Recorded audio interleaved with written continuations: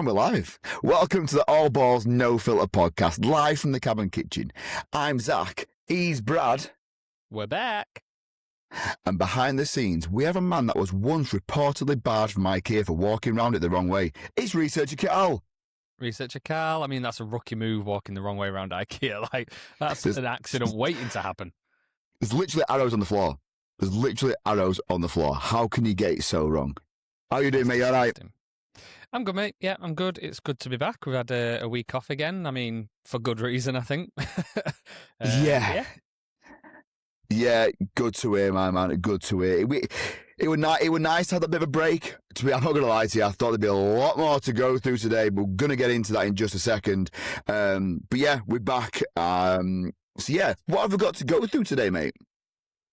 Nothing. Absolutely nothing. Oh, it's God, the NFL. Dry. There was so much publicity moving up to the draft and, teasing bits. And we knew this draft was a little bit meh. It were like the obvious 1-1 pick, we're going to go somewhere and all this jazz, right? But we knew it was a little bit meh. And the breaking news that we have for you today is that Chris Boswell signed an extension. That says it all, doesn't it? It absolutely says it all. Jesus, it has just died off. There's not even been much talk or clips of the NFL rookies kind of online. There's been the odd one, and none of them looked fantastic. It's just a bit mess. So I apologise on the NFL's behalf that we haven't got much more to kind of go through with you guys today. It's a really weird period, though, isn't it? Like, because obviously you've had a few of the sort of rookie mini camps, are they called? I don't know. So you've seen some of the rookies turn up to their sort of new teams and have a bit of a run around, but even then, the stories are pretty dry and pretty naff. But we'll get to it anyway, and we'll try and keep you entertained for the next 3 minutes. But we have got something nice in store, so we will touch on the news, the very bits of news that there is. But if you listen to our pod week in, week out, or fortnight out, that's not a saying, is it? But if you listen regularly, a few weeks ago we sort of touched base with all the NFL teams in the AFC. We got our sort of way in to the AFC.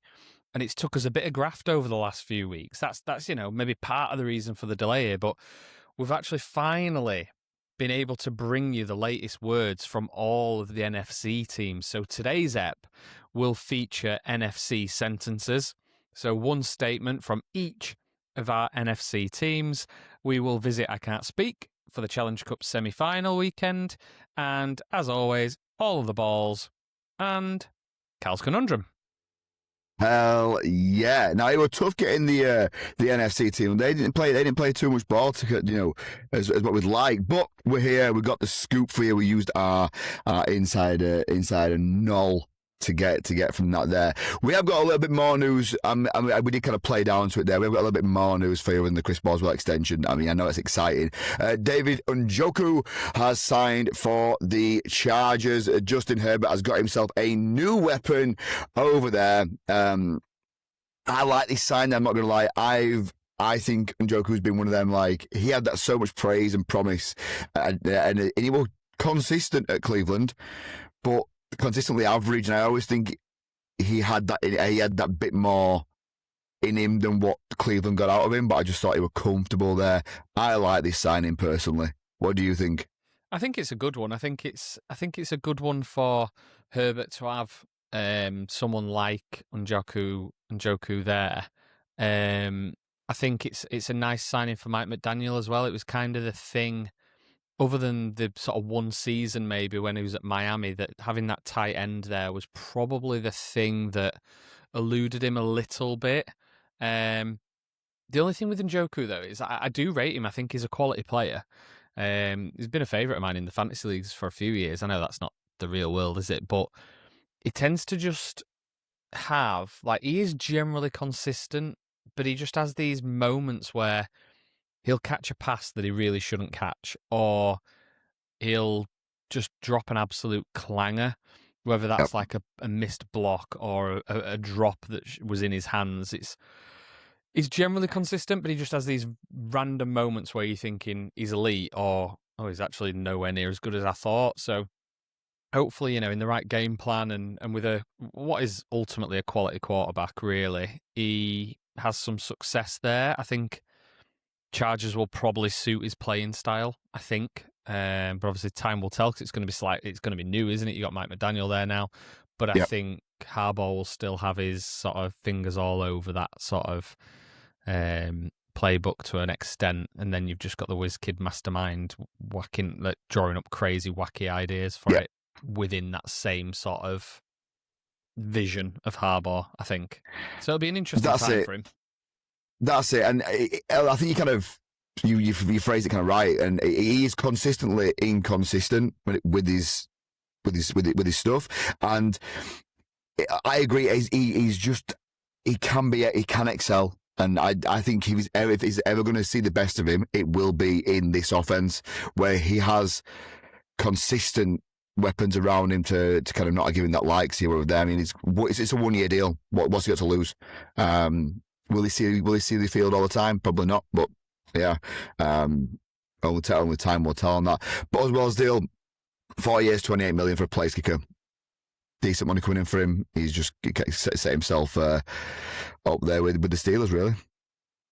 Yeah, I think last year, and Callum will probably chime up in our chat if I'm wrong here, but last season was probably one of his more average seasons, if I do recall. I won't pretend to be completely all over it with kickers, but Boswell's a big name, really. He's pretty consistent. He's a solid kicker, but I think last year he's probably had a more average year by his standards. So I think 4 years, 28 mil. What's that? 7 mil a year. That's not bad money for a kicker. I'm sure they can't complain. It's 1 mil less than Njoku's getting. It's not a bad place to be, is it? Getting that consistency there from a solid kicker for the Steelers. Yeah, exactly. It's good from there. We also have the NFL and the Referees Association. They have signed a new deal. So if you weren't aware, the referees don't work for the NFL, they work with the NFL. They're a completely different organization. They're like subcontractors, and they've just signed a new deal to kind of carry on being subbies, which blows my mind because I'm pretty sure, and please roast me in the comments down below, all over our socials, at ABNF Pod, by the way. If you're not following, go follow. Roast me down below if this is wrong, but I am pretty sure that the majority of the NFL refs are actually part-time. Like, they were on a part-time wage prior to it. I think they are, yeah, but I think the interesting thing with this, though, is just trying to get the sort of new... It's like it's the bargaining deal or whatever they call it, isn't it? I forgot the official name for it, but it's that, but what like you see the NFLPA doing, but it's for the referees. Now, I think what would have happened here, unlike with the NFL players, obviously, if they don't get their deal, then you end up in like a shutdown like you've had, I can't remember how long ago it was, but with the referees, what you'd have ended up with is almost like backup referees on the field, and I think we already complain about the missed calls or the poor sort of human error element to it, so you'd have had that even tenfold. So I think it's a good thing, really, that we've got experienced refs on the field.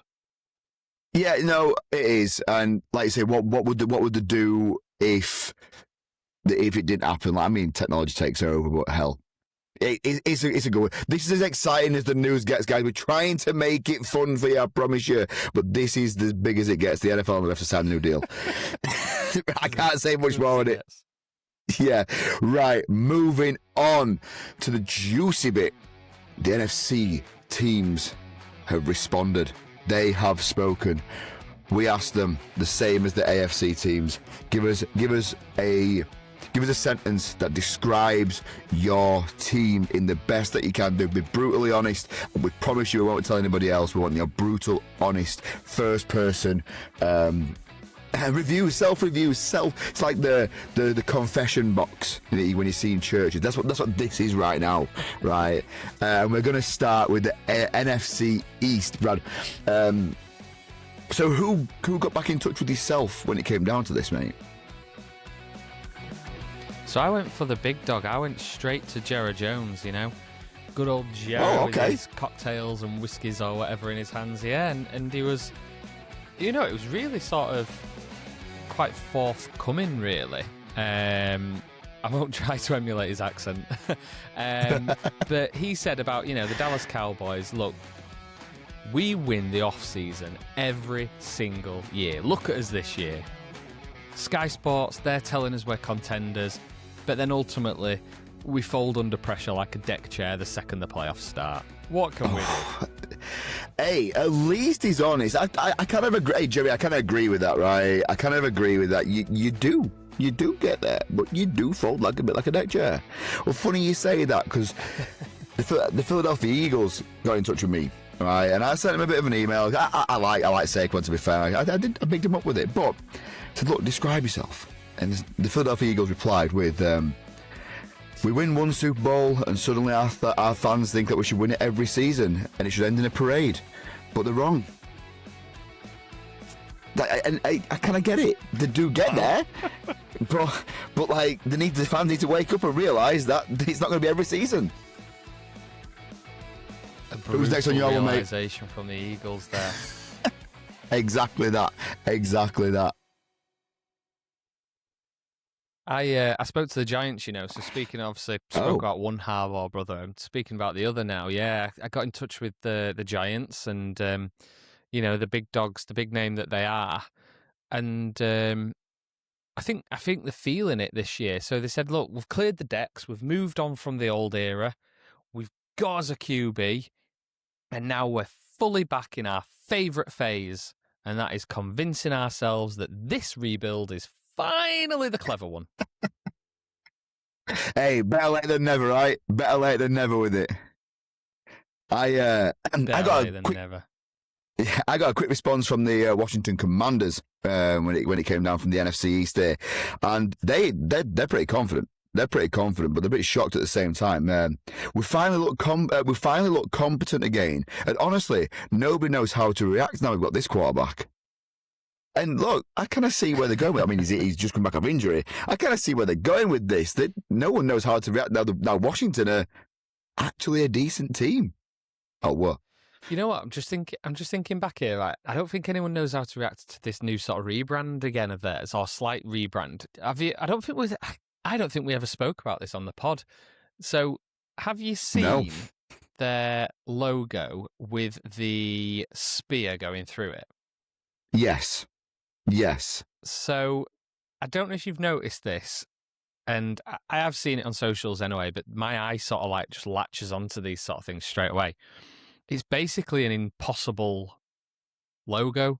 So, like, the spear kind of goes, obviously it's going through the W, but it kind of goes like behind part of the W, in front of part of it, and then behind it sort of thing. But if you actually look at it, it's actually like, it's one of those like optical illusions, you know, where it can't actually happen in the way that it's showing. And it's so bizarre. Callum's just put a picture of it into our private chat now, so you've got it like coming in front, left to right, in front, and then it kind of like just comes through the middle of the double. It's so weird. It just doesn't work. It just doesn't work. It is why it's like they've missed. It's like they've missed a bit off the middle to make it like it's going through the W. It's like that, you know, that staircase that goes up and down in that square. Yeah. And it's like that. It's so bizarre because you think how many hundreds of thousands upon millions have they probably paid on this rebrand and the design. And that was literally, when I saw this logo, the first thing I noticed. And it's a shame, actually, because I really like the Washington rebrand. But as soon as I saw this, I was like, oh my God, what is that? I'll not be able to unsee that now. I'll not be able to unsee that now. I'd seen the new logo, I'd seen the new rebrand. I really like it. I think it looks clean, but I'd not noticed that. And now I've seen that. I won't unsee that. Have you seen it? If so, let us know in the comments. Whether you're watching on YouTube or listening on Spotify, there's videos on this, by the way, so you can come and see our beautiful faces if you want to over on YouTube. Drop us a follow while you're there and hit like and all that jazz. You know what I'm saying? So yeah, let us know your thoughts on that. Are we moving on to the NFC North now, Brad? Am I correct on that? Yeah, let's do it. Let's do it. Who have you got for us, Zach? So Chicago Bears were kind enough to drop me an email back, going back and forth. That's how they were doing. Ask how our Caleb's doing. My fantasy starting QB, my boy. And yeah, they said, look, we've been searching for an elite quarterback for so long. I was starting to think they're not real until now. So look, they've got all of their they're backing in Caleb, and I'm all for this. Let's go. I back it. I'm back the Bears. I mean, they've definitely sort of shown that improvement, haven't they? So I like the confidence. Let's see if they can put the money where their mouth is. Speaking of the confidence, the Detroit Lions, they're saying, look, I've fully bought into this whole biting kneecaps, running through brick walls, way tougher than you identity. And now I'm not just lovable anymore. I'm actively trying to fight the entire league. And somehow, still managing to win a lot of the time. Aggressive. Fair reflection. Aggressive. I dig it. I dig it. See, Green Bay, I don't think they kind of cottoned on with the sarcasm as like, be honest and I promise you I won't tell everybody what you're saying type thing. Because they were a little bit too honest, to be fair, because they come back saying like, we spend every draft ignoring the wide receivers in round one just to see how long it takes our QB to notice. It's a little bit, taking shots at your QB there, like, Jesus, come on, like, you know what I mean? All right, boys. I like it. The Vikings had a very similar message to the Giants, I don't know if they're on a similar sort of wavelength here, but they said, look, we've gone through more starting quarterbacks than most teams go through coordinators. We've been cycling through hope, through hype, and through heartbreak on a yearly basis. And now I'm just sat here pretending that the next experiment is definitely the one that finally makes sense. I'm not sure it is. It is. I think that if we emailed them again next year when they've got another QB that they've drafted, I think they'll be saying the exact same thing once again. Copy, paste, save. Yes, exactly that. Now, moving on now to the NFC South. Who were your first reply back, if you got any at all, that is, from the NFC South? It was I was quite lucky. I've been consistently lucky with this. Like I said, it took us a bit of graft, but we got the Atlanta Falcons, and they said, I've gone all in on the most niche quarterback identity crisis in the league, building my entire offense around left-handed QBs. And now I'm basically running a system so specific, it feels like I'm not trying to win games, I'm trying to win trivia nights. Hey, I like it. I do. You kind of they're falling into that rhythm, aren't they? Yeah, it's they'll be signing Tua next. I mean, which team has two left-handed quarterbacks in their back room? Exactly. New Orleans Saints. Again, they decided to pour that out. Nice, short, snappy little. I keep kicking the salary cap down the road, like the future me won't notice. Like, yeah, you are hammering that salary cap, and your future me will notice this. So you need to be careful about this. I mean, that could have been a statement from 10 years ago. And it's still active now. When they sent me it, I was like, I'm just going to have a quick Google on this and make sure that they're not looking at the books from like 5 years ago. And they're still terrible on their salary cap. Like, I'm pretty sure that. And they're not still paying like you've got to give them like credit for it though, haven't you? Because it's just messy and they still managed to make it work. Exactly that. Who's your final team from the NFC South then? The Panthers had a very sort of honest self-reflection. So they said, look, managed to sneak into the playoffs, and we briefly convinced everyone that we were building something special. But in honesty, it just turns out I was just the least messy team in an absolutely horrendous division. And now reality has well and truly turned up to remind me I'm not actually there yet. I'm still a bit shit. Hey, look. I like it. It's right. It's right. It's right. But Tampa Bay, speaking of being or trying to be a little bit shit, should I say? Tampa Bay Buccaneers, they responded quite honestly as well with it. Saying, look, we were supposed to collapse once Tom Brady left, which is awkward because we kind of forgot how to do that by signing the people that we did.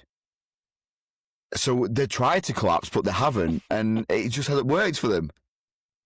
Yeah. Fair enough. It's a weird one with the Bucks, isn't it? Like they've kind of just kept going. They've just kept going and kind of just there. Fair play. Yeah, and you know what? Like when they signed Baker, I guarantee now when they signed Baker, it was in the backroom staff were signing for a couple of years. Maybe we'll sign him to get 2 years out of him. Decent season, get a couple of decent draft picks. Rebuild that way. And now, what are the 3 years in with him now? And he's the best he's been. Yeah, the best he's been. So, yeah. Moving on now to... Yeah, exactly. Moving on now to the NFC West. Arizona Cardinals, mate, they said, look, I'm rebranding, I'm rebuilding. And somehow ending up exactly where I started. So that's them ones there. Yep. It's an honest one from there. Who's on yours, mate? It is the LA Rams. So I'm still clinging onto my MVP caliber QB. Like my whole identity depends on it. But I've also panic drafted his replacement in the first round. So I've basically paid premium price for a backup I'm going to pretend I didn't overthink while quietly starting the most expensive, unnecessary quarterback awkwardness in the league. Yeah, pretty much right. Pretty much right with that one. Absolutely nailed it. They scream like the Falcons of last year.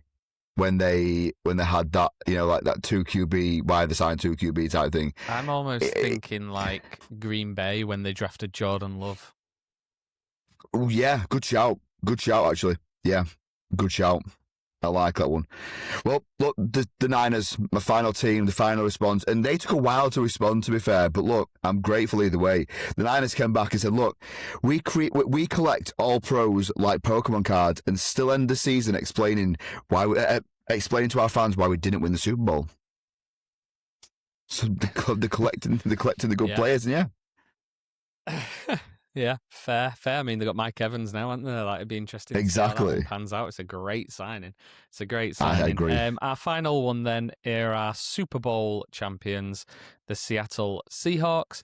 I've just won the Super Bowl, and I'm acting like I've unlocked football itself. I'm parading around like I'm the blueprint for success, even though deep down, everyone knows I'm about 5 roster decisions away from either repeating it or immediately remembering I'm still the same franchise that enjoys chaos just as much as winning.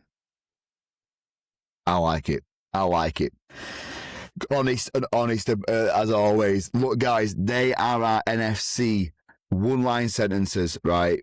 It took us a lot of work to get there, and from the AFC as well. Let us know, what was your favourite? Which team described themselves the best? Let us know in the comments below. Let us know on the socials as well. Please feel free to go over there and hit the follows and all that jazz. Promise you're getting close to the season. We will have more exciting news and things to talk about. We go from there. But that does kind of lead us away from the NFL now, mate. We spoke about it. We've discussed it. We're going to walk away from it a little bit now, try and get some news. Oh, actually, to tease for next week, the schedule is getting released around this time. We've had some reports already. We haven't missed that. We know that already, but we want to save that for a bit more of a in-depth episode next week on the schedule. So please bear with us. Tune in next week. We'll discuss it and we'll break down who's got the best, who's got the worst, easiest, hardest, all that jazz. So we're going to there. Now, moving on. Second favourite sport, we're talking rugby league. I can't speak. Get him off, ref. It's back. We're here. It was Challenge Cup semi-final weekend. Some surprising scores, Brad. Some very surprising scores here. Yeah. By some, I mean one. I mean, to nil St Helens, like, that is, I mean, we've said it really a few times this season, haven't we? That Wigan have looked very, very, very good. But to nil St Helens 32-0 was just, yeah, I mean, outstanding performance for a semi-final, which typically tend to be really quite close games. 100%. 100%. And we say that Wigan have been really good this year. This past couple of weeks, they've not been on form. They've not looked like the Wigan that started the season off as good as they did do. But then to come out and, like you say, if this had been a normal Super League round fixture, 32-0, you can kind of look at it and go, oh yeah, nice one, well done. But a Challenge Cup semi-final to get to Wembley, which is, I think, is it next week or the week after? This is a big result, a very big result. And is this Wigan back on their way of, winning? And to go into the second fixture of Hull KR and Warrington, 32-12 to Hull KR there, without touching on both games like independently, at the start of the season, if you'd have said before any games, you'd have said, oh, who's going to be the grand final or who's going to be the Challenge Cup final, you'd have hands down had these two teams in there, probably playing both of them. And then they both, one started off really well, one started off quite poor, and now it's looking back in that way where OKR put a dominant performance up against Warrington. Yeah, I think it's going to be I think it's got all the makings to be a really good final, actually. And you're absolutely right. Like, we were looking at the beginning of the season, they're just chalk and cheese teams. But I think we've said it a few times, haven't we? But maybe that distraction of the World Club Challenge and then the Vegas game and things, probably too much of a distraction for a team like Hull KR, which ultimately probably aren't used to the big time games. If you look at teams like Wigan or St Helens, probably would have managed that a bit better because they're used to being in them scenarios. But it's coming good for Hull KR at the right time. They're going to be in the final. They're doing well in the league again. So I think, it's got the potential to be a really good final. So that's 2 weeks on Sunday or Saturday, the 30th of May, whatever day that falls on. But it'll be a cracker for sure. Yeah, definitely. It's good, and to be fair, these games from the weekend, if you didn't get a chance to watch any of the games from the weekend, just go online and look at any of the news. These were hard hitting games. Both of the games, they had some solid hits, and I'm talking this. It genuinely, with the first weekend of rugby for a while, what reminded me of like late 90s, early 90s kind of rugby. Bring back the biff. There was some hits, and it was just nice to see. Yeah. Yeah, it was just nice to see. And look, if Wigan win the Challenge Cup, do we do a round 2 of pies? Who knows? We'll have to see. But yeah, that's the maybe that's the rundown from it. Hey, just who wins the Challenge Cup final? Hull KR or Wigan? Oh, that's tough. That's really tough. I think this season, the way it's kind of gone, it makes it really hard to say because, like we've just discussed, like the slow start for Hull, the good start for Wigan, and now it's kind of switched a little bit. I'm gonna go the Pie Eaters. I'm going for Wigan. British Carl's putting his 50 pence in as well. He's saying Wigan as well. Yeah. Look, my heart says, my head says Wigan. My heart says Wigan, but I can't agree with you both. Come on, OKR. My heart doesn't say Wigan. I want the Yorkshire team to win it, even though sort of like East Riding's kind of like that weird sort of, sibling that you didn't really want. But I'm kidding, listeners. If you're from the East Ridings, please keep listening. We love you all. But yeah, I think Wigan probably just do it. Yeah. I'm back in OKR. Come on, let's go, boys. Let's go. That's the rundown of the Rugby League this weekend. We're flying through this, mate, but we are going to touch some of the balls right now. And we're getting into our regular occurrence, our regular segment of All Other Balls. Hey, Brad, will you do me a favour and just explain to the lovely listeners at home, what is All Other Balls? I will. So, All Other Balls is where we talk about other sports. So it's not talking about balls, although sometimes it is, although as we've found, rarely it involves balls.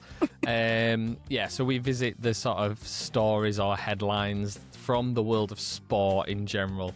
And the first one actually does kind of involve balls. So, Zach, take us through it. This was a sort of an in-team fight, right? Yeah, so Real Madrid had a training session the other day, and two of their players got into a bit of a bust-up in the locker room, or in the tunnel on the way out. And look, I'm not going to lie to you, I'm not going to even go. I looked at the names and thought, nope, in the bin. So they're just two players that decided to get into a bit of a scuffle, right, in the changing rooms. And they got into a fight, basically, where one ended up, I think he hit his head and got taken into hospital because of it. Now, both players have been fined €500,000, which works out about 400-something British pounds. But what made me chuckle the most out of this story is when you're reading the story in the link, I think on Sky Sports News or whatever it was, the statement states, Real Madrid called a crisis meeting. Like they're going to like it's World War III, calling a crisis meeting over two players having a bit of an argument and a bit of a fisticuff. Neither have probably been hit that hard in their life. Like, yeah, it might toughen them up a little bit. I just thought that was a bit of a funny one. No one likes an inter-team kind of argument and things. So look, it doesn't happen all the time. And hey, look, get a bit of balls behind him. Let's go.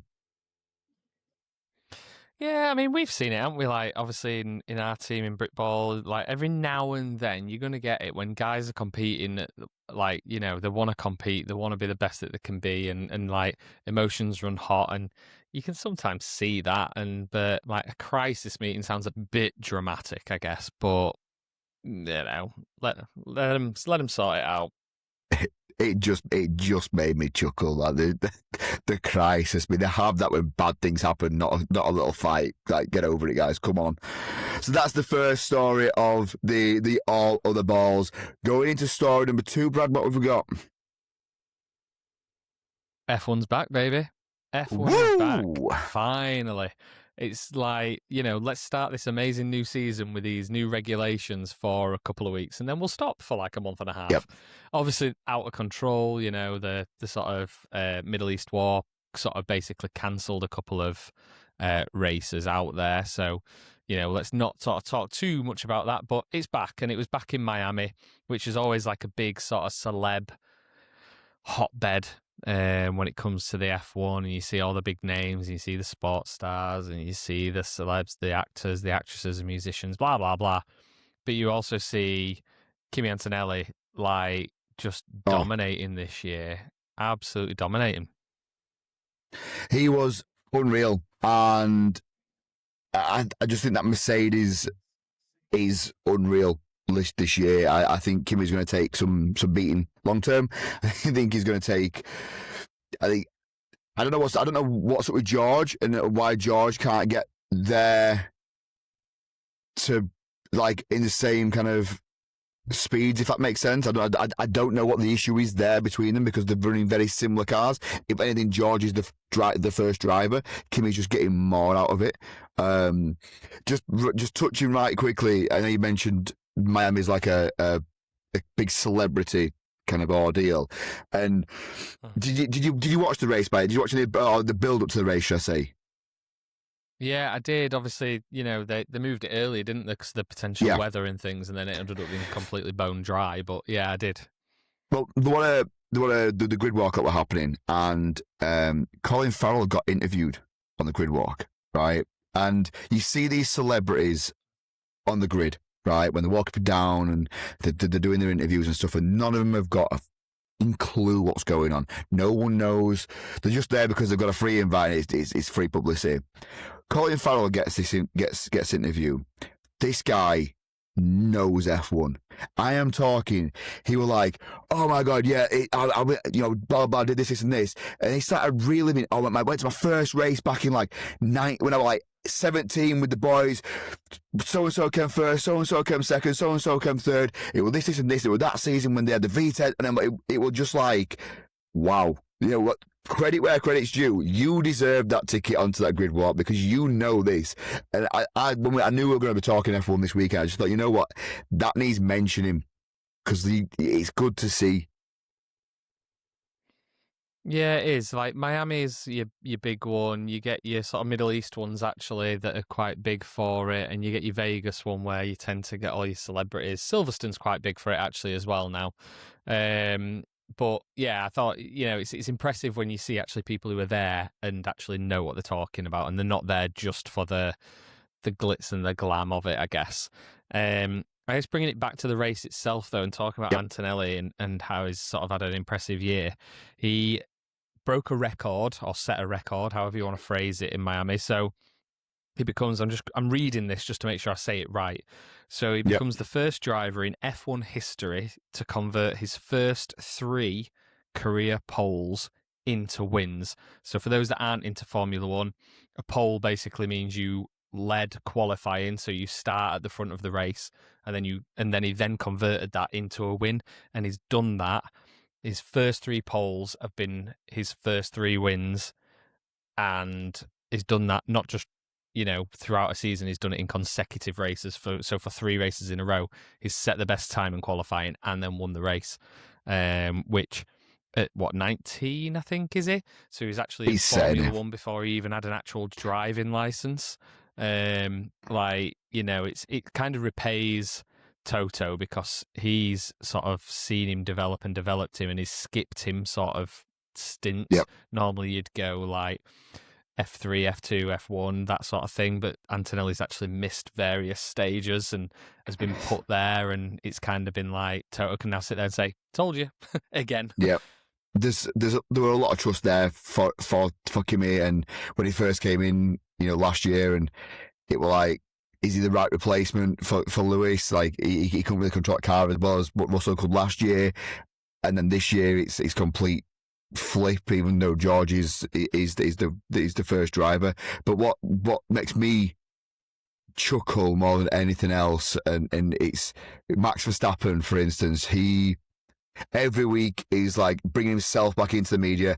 I don't know if it's going to be my last year. I'm enjoying racing elsewhere. No, you just don't like losing all the time. You don't like not being the top 2 fighting. Like, don't get me wrong, when him and Hamilton had that rivalry and he was losing to Hamilton, he liked it because he was the top 2, and then he took over that one, and now Red Bull shit.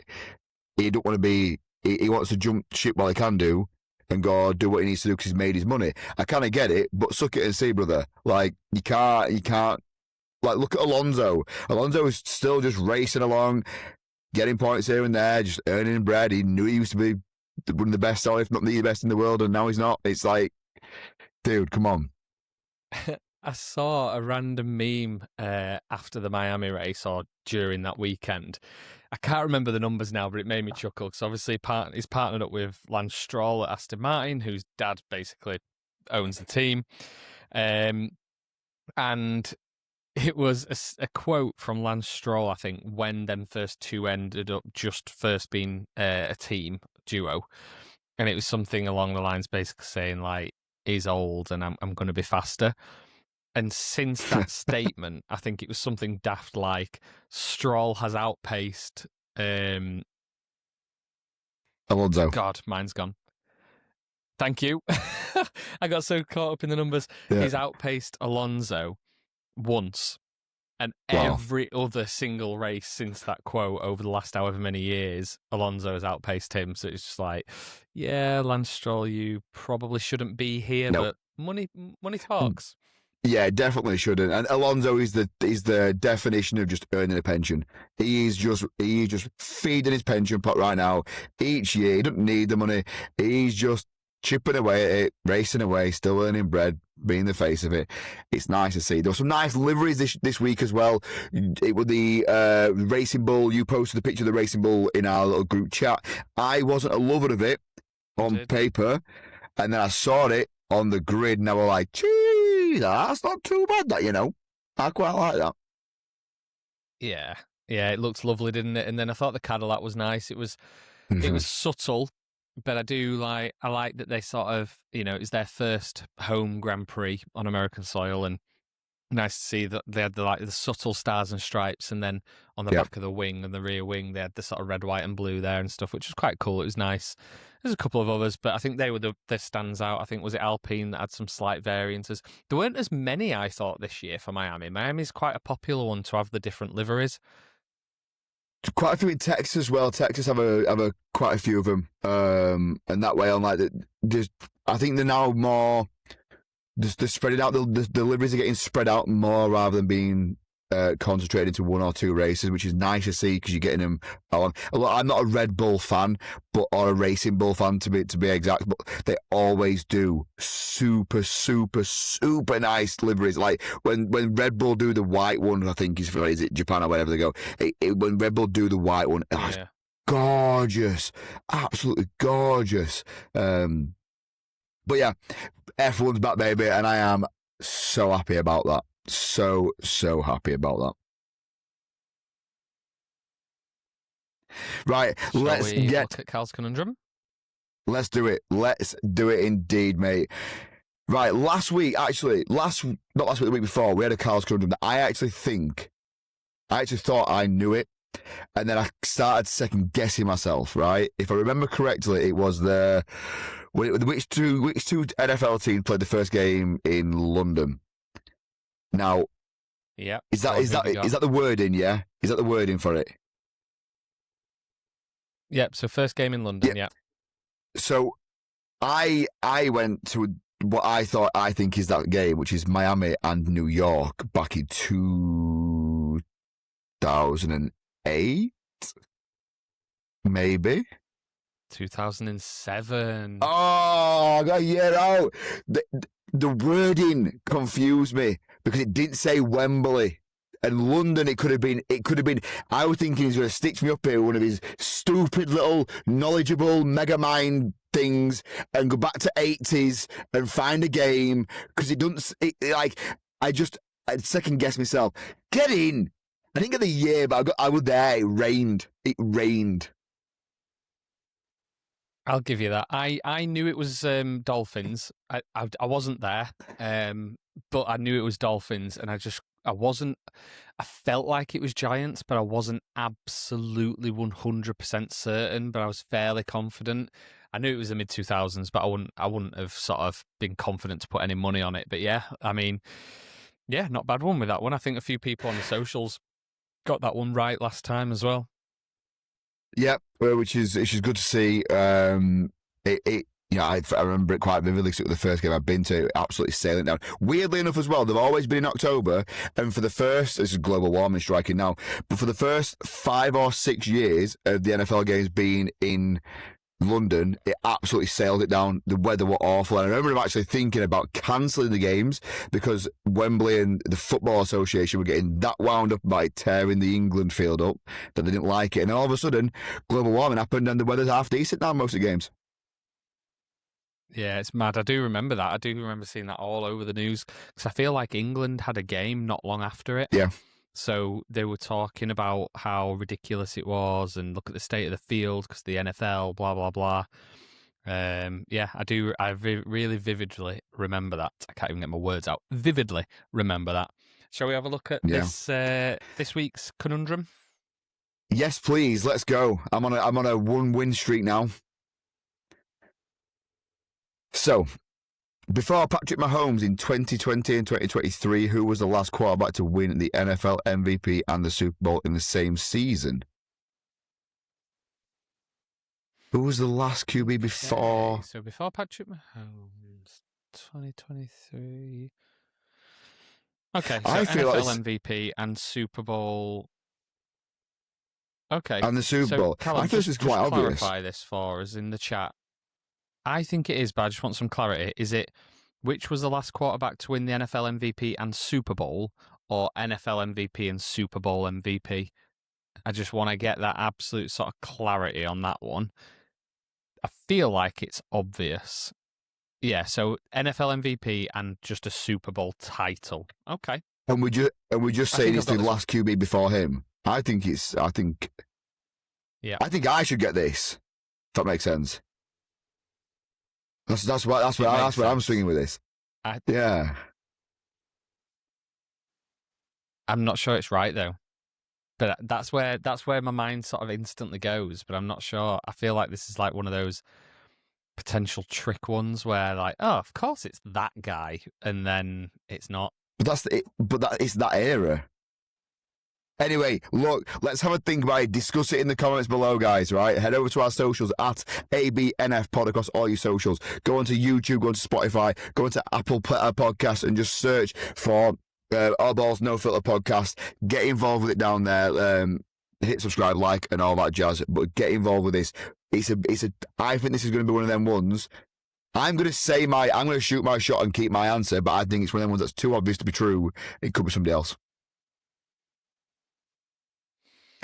Well, tune in next week and we'll find out. And obviously next week we will be picking up on the NFL schedule and the international games that have been announced, and we'll look at sort of which team's got the roughest schedule. So I think, next week's going to be a good one, a jam-packed one probably. So tune in next week and we will reveal the answer to what we think is maybe an obvious one here, but might have thrown a little curveball in here. Cheeky little researcher, Cal. There we go. Right, guys, we'll see you next week. Stay safe out there, and God bless. Bye-bye.